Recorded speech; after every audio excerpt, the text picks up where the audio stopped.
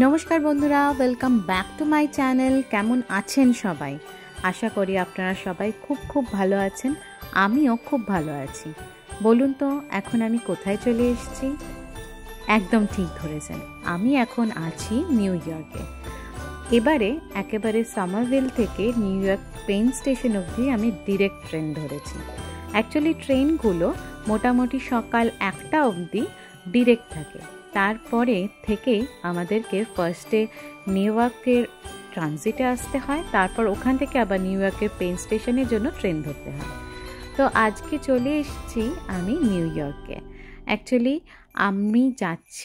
আমরা যাচ্ছি আজকে দাদার বাড়িতে। তো গাড়ি করে আসার কথা ছিল, কিন্তু গাড়ি করে এতগুলো হাইওয়ে পেরিয়ে আসাটা প্রথম আমাদের একটুখানি মনে হলো যে এটা খুব বড় রিস্ক নেওয়া হয়ে যাবে। আর বাই চান্স যদি রাস্তায় একটু ওয়েদার খারাপ হয়ে যায়, আর এখানেই স্লিপারি রোড হওয়ার সম্ভাবনাটা ভীষণ বেশি থাকে, তাই জন্য তখন একটু চাপে পড়ে যাব আমরা তিনজনে মিলে ফার্স্ট টাইম। তো আমরা ভাবলাম যে আমরা এবারেও ট্রেনে করে চলে যাই, সাথে করে কি করব যে একটু নিউ ইয়র্কটা ঘুরে নেব। আর যেহেতু এখন খুব তাড়াতাড়ি সন্ধে পড়ে যাচ্ছে, তাহলে নিউ ইয়র্কের লাইটিংসটাও দেখে নেওয়া যাবে।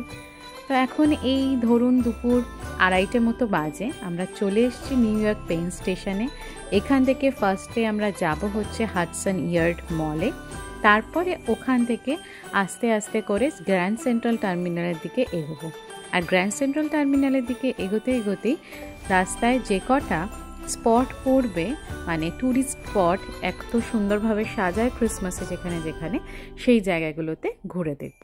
তাহলে চলুন, আপনাদের সাথে গল্প করতে করতে আমরা বরং এগিয়ে পড়ি হাডসন ইয়ার্ড মলের দিকে।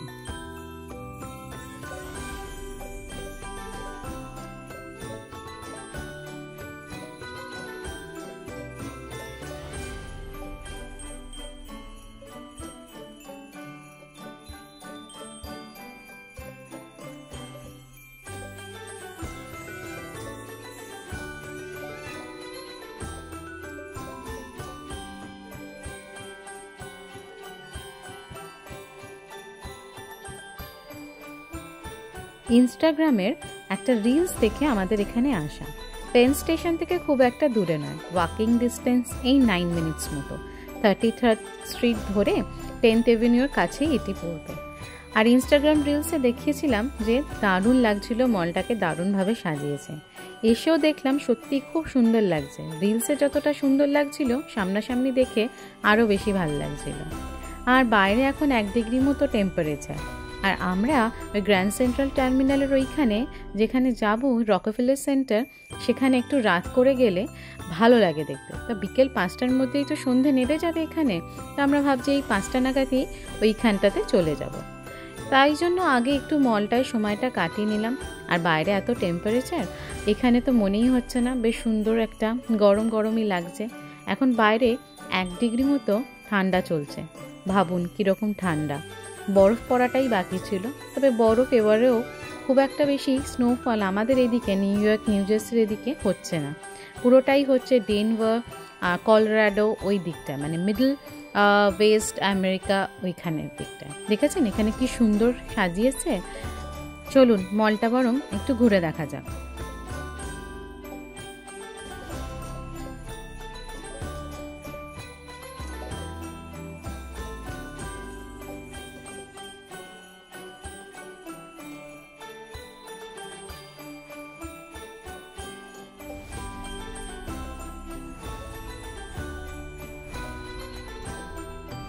এই হাডসন ইয়ার্ডস মল থেকে মোটামুটি রকফেলার সেন্টার হয়ে গ্র্যান্ড সেন্ট্রাল টার্মিনাল পৌঁছতে আমাদের 1 ঘন্টা মতো হাঁটতে লাগবে। তাই আমরা এই 4টে নাগাদই ওখান থেকে বেরিয়ে পড়লাম। বেরিয়ে আস্তে আস্তে টুকটুক করে সবাই মিলে হাঁটা শুরু করলাম। সবাই মিলে বলতে আমি আর ওর বাবা। লোলো তো স্ট্রলারে ঘুমিয়েই পড়েছে। আমরা এই টাইম স্কোয়ার হয়ে তারপরে রকফেলার সেন্টার যাব, তারপর ওখান থেকে গ্র্যান্ড সেন্ট্রাল যাব। টাইম স্কোয়ারটা আজকে দেখতে ভীষণ সুন্দর লাগছে। এর আগে দুবারই যখন এসেছি, দুবারই সকালবেলা এসেছি, তাই জন্য বুঝতে পারিনি। বাট এখন এত সুন্দর লাগছে দেখতে চারপাশটা যে বলার কথা না। আর ঠান্ডার কথা আর বললামই না, এখন বোধহয় -2 মতো চলছে।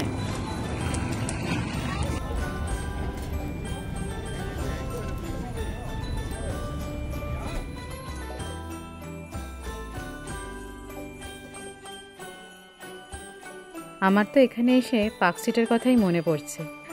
কি সুন্দর সাজায় না পার্ক স্ট্রিটের রাস্তাটা। এরকমই প্রচণ্ড পরিমাণে ভিড় থাকে, তবে এখানের থেকে কিন্তু পার্ক স্ট্রিটে ওইটুকুন জায়গায় যা ভিড় হয় সেটা কিন্তু এখনো পর্যন্ত এখানে আমি দেখতে পাচ্ছি না। সেই যে ভেপুর আওয়াজ আর দুটো ওই যে শিংওয়ালা হেয়ারব্যান্ড পরে রাস্তা দিয়ে হেঁটে চলা, বিভিন্ন ধরনের গ্লাসেসগুলো পরা, কোনটায় বিয়ার গ্লাস শেপ, কোনটায় সান্টার টুপি দেওয়া শেপ, মানে ভীষণ সুন্দর লাগে সেগুলো দেখতে।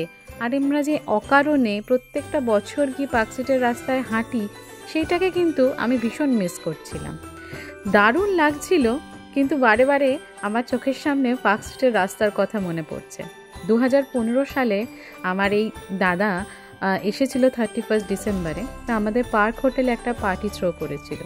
সেই পার্ক হোটেলের পার্টি করে আমরা ইউবার যতবার বুক করেছি ততবারই সে ক্যান্সেল করেছে, কাছে এসেও আমাদেরকে তুলতে আসতে পারিনি।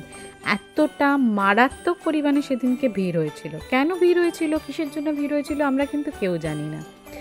একটা হোটেলেও তো জায়গা থাকে না যে বসে খাবে, একটা রেস্টুরেন্টও ফাঁকা থাকে না, কিছুই থাকে না। কিন্তু মানুষের যে উন্মাদনা, মানুষের যে মানে কি বলবো ওটাকে, বেশ পাগলামি, সেই জিনিসটা সত্যি সত্যি বলতে এখানে আমি সেই ভাইবটা খুব মিস করছিলাম। হ্যাঁ, এখানেও আছে সেই ভাইবটা, বাট এখানকার ভাইব আর কলকাতা পার্ক স্ট্রিটের ভাইবের মধ্যে আসমান জমিন পার্থক্যও আছে।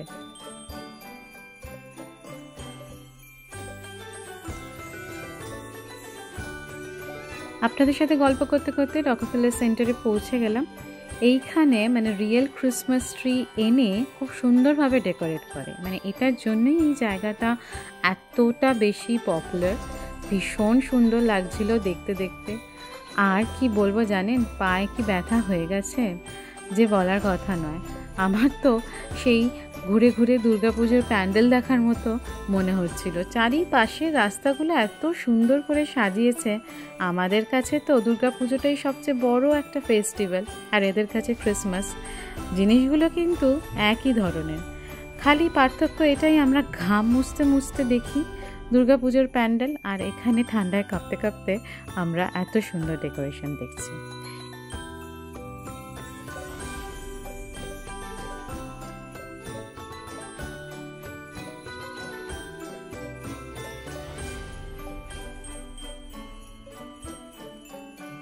এইটা খুব সুন্দর একটা লাইট অ্যান্ড সাউন্ড হচ্ছিল এই যে পেছনের ক্রিস্টিয়ান ডিয়ারের একটা শোরুমের ওপরে। তো এটা দারুণ লাগছিল দেখতে। আপনি দেখলে বুঝতে পারবেন যে এখানে কতটা ভিড়। তো ঠিকভাবে একটা ভালোভাবে যে সামনে থেকে গিয়ে ভিডিওটা করব তার স্কোপটা আমি আর পারছিলাম না। এটা ভীষণ ভালো লাগছিল দেখতে। মোটামুটি 5 মিনিটের একটা লাইট অ্যান্ড সাউন্ড। তো আমরা ওখানে দাঁড়িয়ে বেশ কিছুক্ষণ ওটা দেখলাম। আর এত ভিড় যে সেখানে খুব একটা ভালোভাবে দাঁড়ানোও যাচ্ছে না। যাই হোক, যেটুকু পেরেছি আপনাদের সাথে এইটুকু ভিডিও শেয়ার করে নিলাম।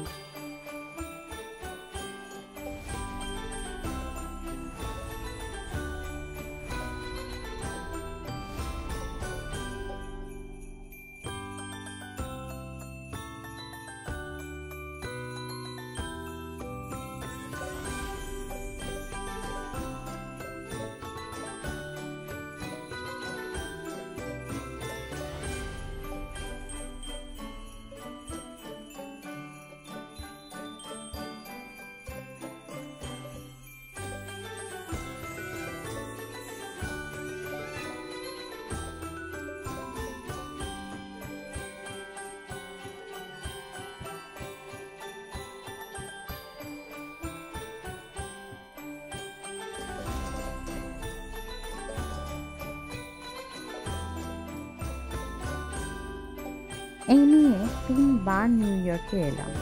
3 বারই 3 রকম রূপ দেখতে পেলাম, কোনোবারই হতাশ হলাম না। আর এবারে দারুণ লাগলো, চারপাশ ঝকঝক করছে। সত্যি এই এক্সপিরিয়েন্স আপনাদের সাথে ভাগ করে নিতে আরও ভীষণ ভালো লাগলো। পৌঁছে গেলাম গ্র্যান্ড সেন্ট্রাল টার্মিনাল। তার সামনেটাও খুব সুন্দর সাজিয়েছে, তাই না? তাহলে আজকে আমার ব্লগটা আমি এখানেই শেষ করলাম। সবাইকে হ্যাপি ক্রিসমাস আর অ্যাডভান্স হ্যাপি নিউ ইয়ার। খুব ভালো থাকবেন, সুস্থ থাকবেন, আর অবশ্যই আমার চ্যানেলটিকে সাবস্ক্রাইব করে দেবেন আর আমার ব্লগটাতে লাইক, শেয়ার আর কমেন্ট করবেন অবশ্যই। তাহলে দেখা হচ্ছে খুব শীঘ্রই আমার একটা নতুন ব্লগ নিয়ে।